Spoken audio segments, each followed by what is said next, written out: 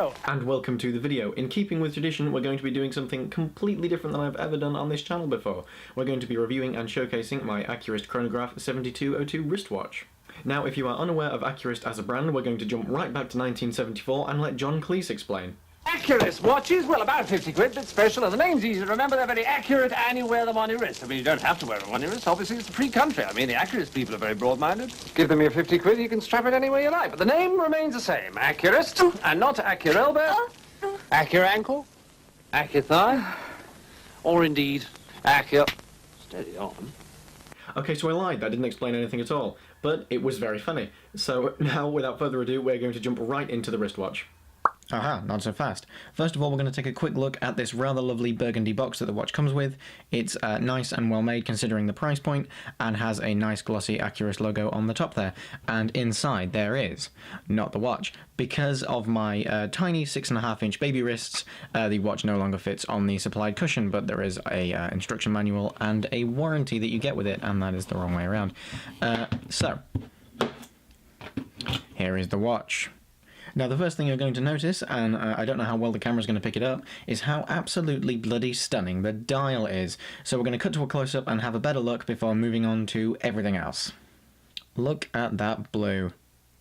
That is just a gorgeous blue. But, moving on. As noted in the intro, this is of course a chronograph, so there are 3 recessed sub-dials on the face there. 2 for the function of the stopwatch, which obviously... there you go. And then 1 for 24-hour time in case you are trapped underground and can't see the sun. But obviously there is a date window at the 4 o'clock, so you will always know the day of the month, even if you are trapped underground or in a submarine with a bunch of Germans. Now, of course, around the edge of the dial there are these applied indices in a sort of bronzy, coppery colour, which complement the blue of the face really, really well. Obviously it matches the colour of the hour, minute and second hands. Now, there is a little loom on these hands, but as you can see in the attached image, it's not all that fantastic, and there's none on the indices, so not much good for actually telling the time, but it is there, so we will give them credit. Pulling back a bit now, this is mineral crystal. This isn't sapphire, but this watch typically retails for around £60 to £80 on Amazon, or in physical shops like TK Maxx in the UK, so I'm not really expecting the world for that price. The dial measures 42mm across, and the watch is 11mm thick. But as you can see, the case contours to fit the wrist, so I think it wears a lot more like a 40.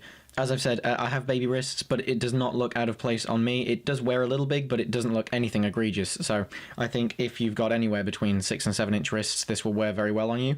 Obviously there is a signed crown there. There is a signed clasp, which is a double push-button deployant on there, which contours quite nicely to the shape of your wrist. And the case back, while worn a little bit from use, has the Accurist logo and other such gubbins like the model number on there.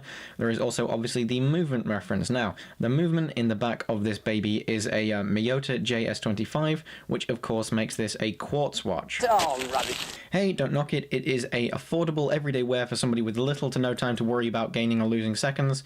Quartz is incredibly accurate and should be appreciated for what it is. It's obviously not got the soul or character that an automatic or a handwind movement does, but this has to be respected for the workhorse that it is, and it has definitely not disappointed me in the time that I've owned it.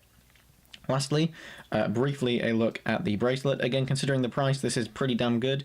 We've got solid links and solid end links even. It is a bit beat up, but that's because I've been wearing this every day pretty much since I received it on my birthday last year, which was December. So you can expect you know, a certain amount of wear and tear, especially when you're as clumsy as I am and are always bashing it off door frames. And lastly, there are just push pins in there, so it is easily adjustable even for complete buffoons like me.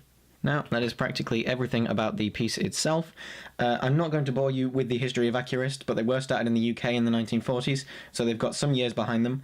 If you are interested in finding out more, there'll be a link in the description to their website where they've got a brilliant timeline of where they started, innovations they've made, and how they've ended up where they are now. Oh. So, in conclusion, the Accurist is a great looking little watch that you can pick up for decent prices online or in stores, and if the quartz does turn you off from wearing it on your wrist, there are other options. Accurankle!